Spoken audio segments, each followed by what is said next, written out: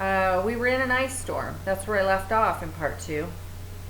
And after that, uh, we had two or three times where snow or ice or windy conditions were going to cause us to shut down. But he wanted to keep going. And that was against the company policy. And it was also against common sense. And every time I would speak up, he would get more and more agitated. The third time that this happened, we had a situation in northern Nevada, and the road was icing over. And he was really strange about his sleeping. He couldn't change his sleep schedule. He wasn't adjustable. He wanted me to drive all the nights. And I said, it's not going to happen. You're going to have to roll with it. Some days you drive nights, some days just the way that the shift works out.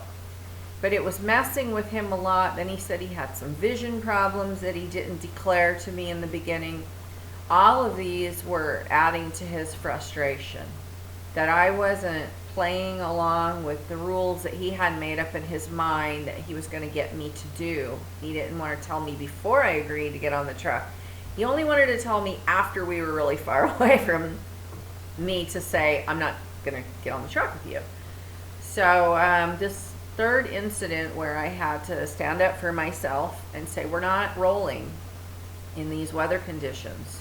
There were certain things about the weather conditions that I recognized. All the other drivers were getting off the road. The temperature was dropping. I was feeling some slide on the tires. And I said, we're not going to drive over Donner Pass, which was a very treacherous mountain range. I knew that it was going to be worse there than it was where we were. And it was best for us to just shut it down. We were 2 days early on our load. And so I said, we're just going to shut it down here. And he was angry, but then he got up at 4 in the morning and thought he was going to drive again. Well, there was a whole sheet of ice over the parking lot by that time, about 2 inches thick, and he wanted to start driving. And our rules were you cannot drive when there's somebody on the top bunk, because when you're driving, you have to sleep in the bottom bunk. That means you share that bottom bunk while the truck is in motion. So if you have issues with sleeping in a bed where somebody else just slept a few minutes before, you need to think about that before you enter trucking. I decided I'm not going to get off the top bunk because that's going to be the only way for me to get him to not roll this truck when there's still ice on the road to go over this mountain pass. And he started to like move the truck a little, and so he started to move the truck a little bit, or make implications that he's revving it up and stuff that he was going to. I said, you're not moving this truck with me on the top bunk, are you? And I can't remember exactly what he said to me, but I had already checked the weather on the phone to see that the ground temperature was going to rise at like 35 degrees if we would have waited till 9 a.m. So, it was going to be a fine day to drive. During that time of the year, I mean, the temperature goes freezing at night and it's sunny in the daytime. We were 2 days early on the load. There was no reason to rush. But it was mostly what he was doing was wanting to go because I wanted to stay. So it was a pissing contest, basically. And I said, I got down into the jump seat and I sat down and I said, Tony, if you want to drive right now and that's really important to you, I will sit here in the jump seat with my seatbelt on. But if we die tonight because you wanted to have a competition with me, we didn't die because we were trying to get a load there on early. We didn't die for anything good except for your pride. So if that's what you want to do, let's go. Well, that pissed him off pretty good. And he got out of the truck and screamed and yelled and called me names and went for a walk. And then he came back when the sun came up, and then we went. So, but his way of paying me back for speaking out to him like that. This was not an argument. I just said it straight, how I just said it here. He exceeded the speed limit going over Donner Pass, where when I was sleeping in the sleeper, I could just feel the curves. I mean, we were just roaring around every corner. It was way over the speed limit, and I was scared. And so when we got to our terminal in Central California, I just went straight to the laundry room to do my laundry, and I had to wait 4 hours to do my laundry. And I started texting some other guy that I had met like 2 or 3 times, saying, and he kept wanting to team with me, and I didn't really want to team with another man. I really wanted to find another woman. I had hoped that he would team with Tony, because they were both from South Florida, and maybe I'd be off the hook with this promise I'd made to Tony that we were going to stick together. But I was like, I can't stay on a truck with this guy. He's scaring me. So here I am waiting 4 hours to do my laundry, and just, texting back and forth with this guy. And I'm like, I don't know. I really don't want to be on a truck with another guy, but maybe you guys could team up because you live in the same neighborhood and blah, blah, blah, blah, blah. Well, the next thing I know, Tony comes up to me and he goes, Covenant wants you to get your stuff off the truck. I'm like, why? Oh, I don't know. I said, you know why. And he goes, oh, well, I don't know. So I went back there, and here's this message on the Qualcomm. Desiree, you need to pack up all your stuff and get off the truck. And I'm like, what is going on? So I wrote back, and I'm like, what's going on? And I'm calling, and they're like, well, he said he's afraid for his safety. And I'm like, what's he feel afraid for his safety for? I'm doing my laundry. I haven't even talked to him. He had asked me, he was like, what are we going to do about this? I'm like, there's nothing to fix. I'm like, there's nothing to fix. So I guess that was a message to him that I was going to find an alternative to him, but I didn't ever actually say it. So I guess he thought he was going to beat me to the punch by having me thrown off. Now, you need to know this, because that's what these people do in these teams. Especially the men seem to like, they know the game already, and the girls are like, oh, I'm going to be nice. I don't want to handle things like that. And you have to know that these people, they will throw you under the bus in 2 seconds. So I'm like, I'm just doing my laundry. And he's calling up the company saying he's afraid for his safety and all this crap. Well, he had a friend in town there in French Camp that he wanted to bobtail with and go drink and use our tractor. So his plan was, I'll just throw her under the bus. She'll have to pack up all her crap, get off the truck. I'll humiliate her. I'll go bobtail over to the bar and visit my friend, and nobody will ever know about it. I spent about an hour and a half on the phone with Covenant Transport trying to say, why are you kicking me off a truck based on this guy's side of the story? Like, you haven't even asked me what's going on. You're just taking his word for it. Nothing. If you feel like it's such a bad problem, then maybe you should just separate us, and then our dispatcher can deal with it on Monday morning. These things always happen Friday, Saturday, and Sunday, or at night, I swear. And it was a female I was talking to, and she was just really not having it. She wasn't going to hear what I had to say at all. I had to call back 4 or 5 times to try to even get her to hear what I was saying. And I finally got a hold of an older gentleman, and I told him, I said, this guy wants to go take this tractor down to the local pub. He thinks this is a big joke.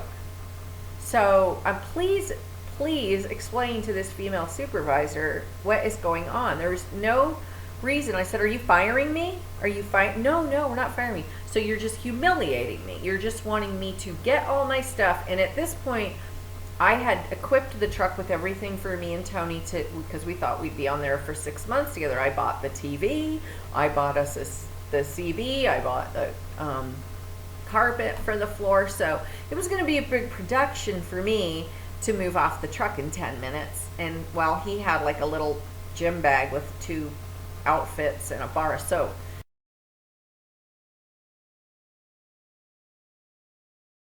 ended up being the same motel that I had been put off in the first dude, where they didn't pay the bill the next day and kicked me out in the lobby. So, this is like the humiliation factors. Like, yeah, go get it. Your company never pays. Get out in the lobby and with your duffel bag. So, like mentally I was going, what is going on?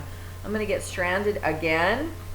The next day my dispatcher called, and he said, can you go get this load? Do you guys think that you can get along long enough to get back to Tennessee and find new partners? I said, I know I can, but he is acting like a 3-year-old.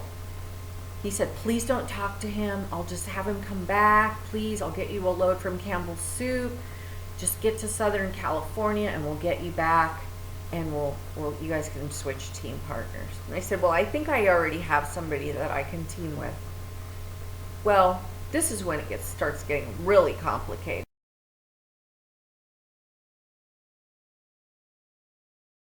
I'm already got somebody that I could maybe team up with.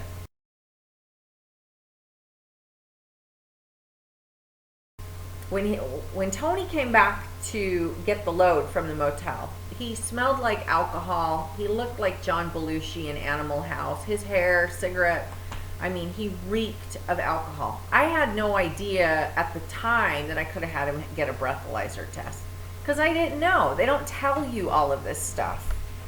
And he went into the sleeper, and I went in a lot of the team duties that he was supposed to be helping me with. He didn't help me. I did it all by myself. I got the truck, I got the trailer, I went down to Southern California, and we ran into other drivers along the way that had seen us at the shipper, and they were like, does that guy ever work? And I'm like, don't ask, we had seen them at our fuel stop in Castaic, and we all had the same fuel stop, and they're like, you're still driving? He's not helping you? And one of them gave me his phone number. So the next morning when we're at our terminal, I see this message on the Qualcomm from my dispatcher, and says, Desiree, you're going to get off the truck, and Tony's going to switch over to this other truck, and then you're going to switch partners and whatever. I'm like, wait a minute. You're not even going to ask me? You're just going to put me on some truck with some other person after I've been on all these trucks with all these weird guys? You're just going to make all these decisions behind my back and not even ask my opinion about it? Like, I don't even want to be on a truck with another guy that I don't even know. And number two, the person that you're saying he's going to get on the truck with gave me his phone number last night at the fuel stop. So I'm pretty sure he'd rather have me get on the truck with him than him get on the truck with him. You should check that out. So, of course, it did fall apart. It was a bluff from Tony. And so I said, you know what? I don't want to do this anymore with you guys. You have to get it together. What Tony was doing at this point was going around our terminal and saying, you don't want a team, you want a team, you want a team. And they were having a safety blitz. And I'm over there taking a little log class, trying to be a good girl, learn how to do everything. And this person that was just helping me with the log book, he said, oh, I got called in the office. I'll be right back. Okay. I said, I'm going to go get my other log book because I think I have a mistake on there I need help with. Okay. So I go over to the truck and I'm getting my little paper, and I turn around and here's this guy that was just helping me with my logbook, and he said, Desiree, you need to step away from the vehicle. Like the cops or something. And I'm like, why? And he goes, because Tony feels unsafe. I'm like, for what? He feels unsafe. Well, what had happened was Tony bluffed his way into the Greyhound bus station because I told my dispatcher, I'm going to have you treat me equally. If you want us, I'm not going to have you just single me out to humiliate me to ride the bus 5 days across the country back to Tennessee. You do it to both of us. If that's the way that you're going to do this, I'm not going to have this. You do it equal. So that's both of us back on the Greyhound, rather than just one of us. And it seemed like it was sort of like this one woman that I was dealing with at Covenant, she sort of seemed to be getting her rocks off about it. That was sort of their little punishment, like, you're going to ride the bus for 5 days. And I was like, I don't care. I mean, you're paying for it, and I have food money. So I'll look out the window, and I don't have to have my hand on the steering wheel. I I did have to leave all of my stuff in a storage trailer.